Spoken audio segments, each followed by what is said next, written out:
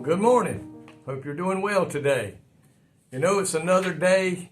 We're already halfway through this year. It's just unbelievable how fast time goes. And folks, I know every day we're getting closer to the coming of the Lord.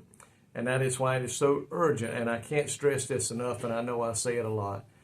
We need to be about our Father's business, and that's witnessing to the lost and sharing with them the love of God. I want to look today in 2 Timothy chapter 2, and I want to read to you verses 11 through 13. It says, "It is a faithful saying, for if we be dead with him, we shall also live with him. If we suffer, we shall also reign with him. If we deny him, he will also deny us.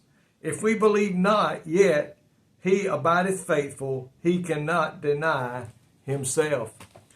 All of us from time to time experiences circumstances that feel unbearable. Prayers appear to go unanswered, and God seems to be a far distance away from us. And we all go through these things from time to time, but Christ is most certainly, I love what this thing says, Christ will most certainly carry out both his promises to us, but also his warnings. It says, divine faithfulness is a comfort for those who remain loyal.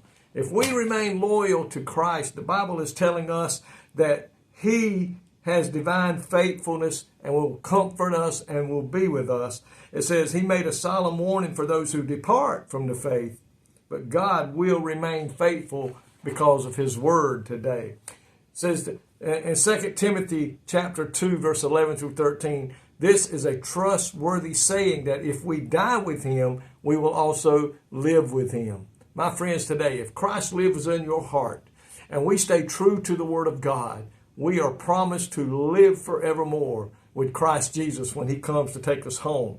We'll reign with him. But listen, we got to be careful, folks, not to deny him.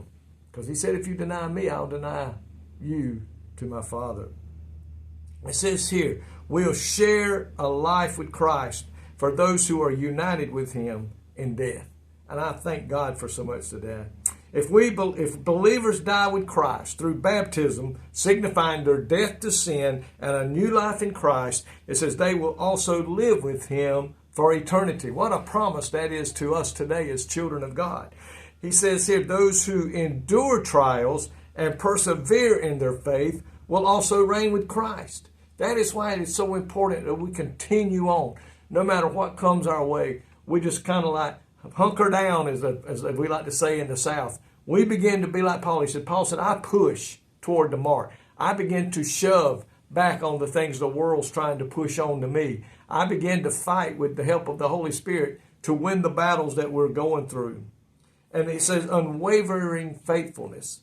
Even if sometimes we sin, and we're going to do that, folks. We can't help but do that. And maybe sometimes our faith goes lacking. It's not as strong as it needs to be. God remains faithful because he cannot die his own nature, deny it, or promises. Christ has promised us today that he'll be with us.